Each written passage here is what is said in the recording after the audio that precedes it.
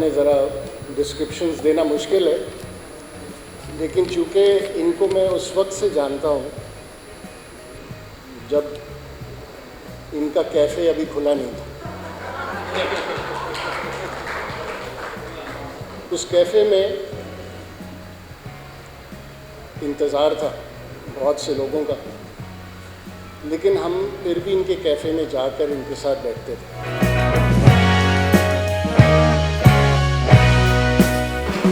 हैं तो ये इश्तिहारी मुल्ज़िम, मगर अब उन्होंने एक कैफ़े खोल लिया है। कराची में पहले ही कैफ़ेज़ की क्या कमी है, जगह जगह खुले हुए हैं। ये दरअसल हमारे पश्तून भाइयों के चाय के ढाबे हैं और अज़हर हुसैन अज़मी किताब में कैफ़े खोल कर बैठे हुए हैं।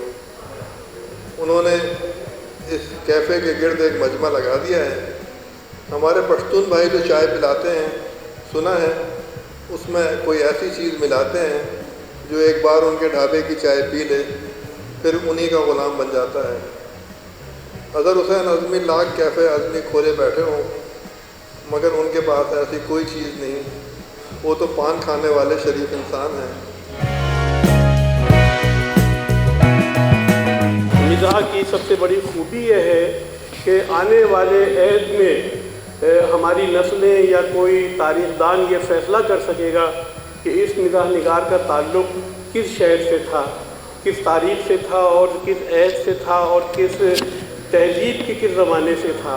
इनकी तहरीरें ऐसी हैं कि पढ़ के पता चल जाता है कि इनका ताल्लुक़ कराची से है।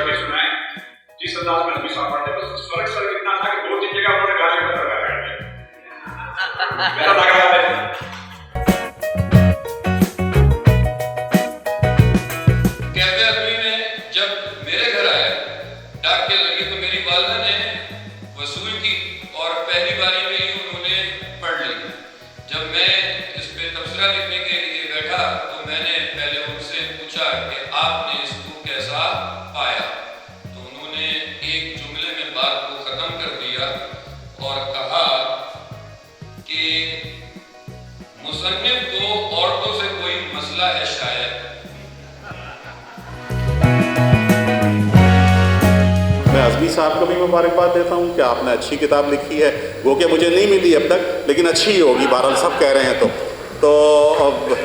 मतलब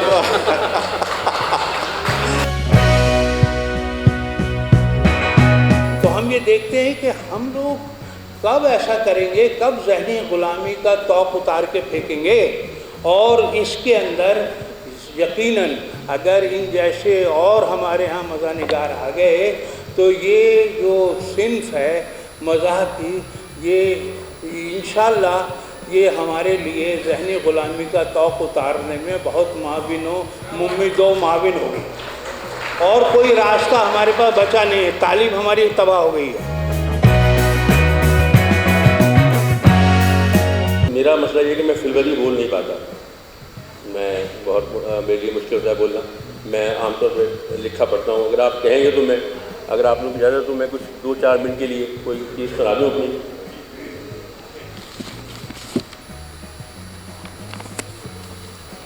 बाज आए ऐसी अयादत से, हमारे यहाँ किसी बीमार की अयादत और उससे हमदर्दी में हम वो कुछ कर और कह जाते हैं कि मरीज़ की रही सही जान भी निकाल देते हैं।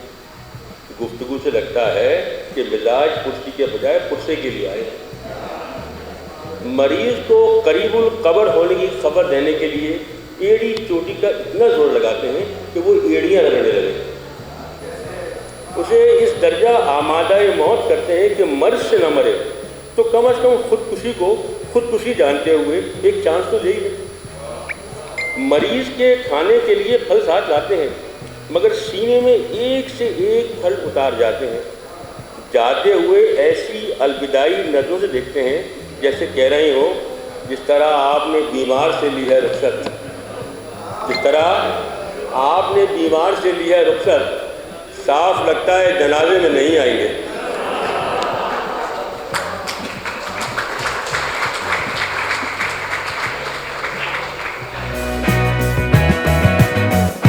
अदब की जो सिन्फ है तंज़ मज़ा, ये बहुत अहम है और बहुत नाजुक भी है, क्योंकि तंज़ और मज़ा के बीच में जो लकीर है ना, वो उसको पार नहीं करना चाहिए। तो अज़मी साहब ने जो किताब लिखी है, मेरे ख्याल है इसमें तंज़ से ज़्यादा मज़ा का पहलू ज़्यादा हमें दिखाई देते हैं और पढ़ने में भी आसानी होती है, क्योंकि इनकी तर्ज़ तहरीर जो है वो बहुत, मतलब हम जैसे लोग भी पढ़ लेते हैं। तंज़ व मज़ा लिखने वाले अब तकरीबन नापेद होते जा रहे हैं और जो जैसे यूसुफ़ी साहब हैं, ये सदी भी यूसुफ़ी साहब की कहलाई जाती है ना मेरे ख़्याल से। तो अब ये यूसुफ़ी साहब का तंज़ व मज़ा, तंज़ जो और मज़ा वो जुदा गाना था, और आज़मी साहब का तंज़ और मज़ा ये अपनी नोयत का अलग एक स्टाइल है।